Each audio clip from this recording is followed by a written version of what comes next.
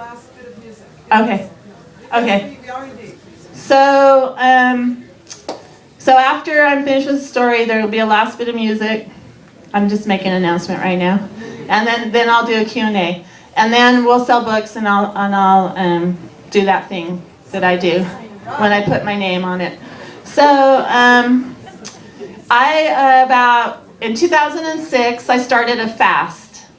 We called it Troops Home Fast, and I started it with Dick Gregory, if you guys know who Dick Gregory is. And when we're doing the musical break, I'm going to need a glass of ice water. And so anyway, I started this fast, and I was in D.C., and I was invited to go on Hardball with Chris Matthews.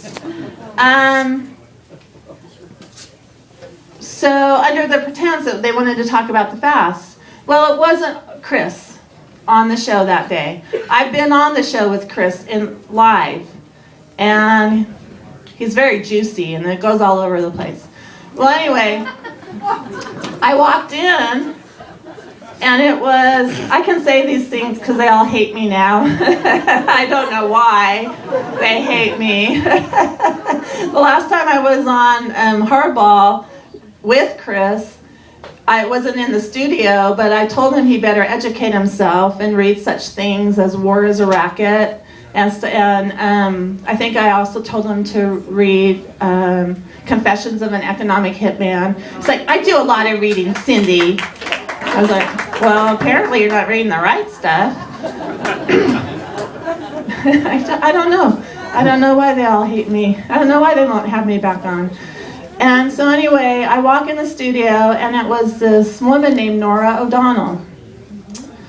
Well, MSNBC or NBC also has or had a reporter named Kelly O'Donnell.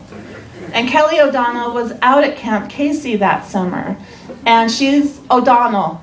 You know, both of them have red hair. Well, Kelly was chubby. And so I walked in and I said, oh, she goes, Cindy and Nora O'Donnell. I'm like, oh, hi. You sure have lost a lot of weight since Camp Casey. And she goes, what are you talking about? I said, well, last summer when you were there, you were heavier, and it's supposed to be a compliment. I've never been to Crawford, Cindy. And I was like, are you sure?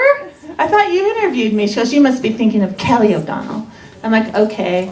And so she said, Cindy, I sat down, she goes, I just want to warn you, we play hardball here. I was like, okay, bring it on, Kelly.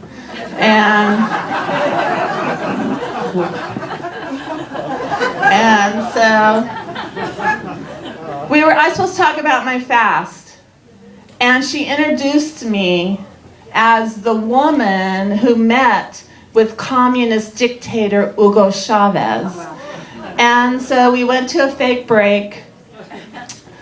And I said, Kelly, you know that Chavez is not a dictator. He's been democratically elected a couple times. He survived a coup attempt by our own CIA. And he survived a recall attempt that was fomented by the United States. I said he's nowhere near a dictator, and he's not a communist. He's barely a socialist. And she said, oh, we know that, but we had a meeting and we decided to call him a communist dictator anyway. Wow. So, not only are they lying to you, it's not because they're ignorant, it's because they have meetings to decide how to lie to you. And I'll finish with another little part of the interview. I thought after that egregious, confession, that we would have to come on. She asked me something. I said, yeah, but let me answer the fact that you called Hugo Chavez a communist dictator. And I said, blah, blah, blah, blah, blah.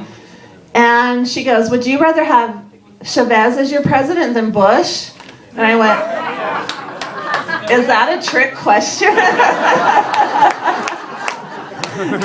Yeah. There's probably about, 6 billion other people on the planet I'd rather have as my president than George Bush.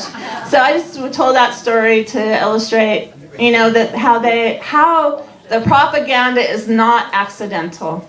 its plan. So thank you, enjoy the music, and I guess I'll be back after the commercial.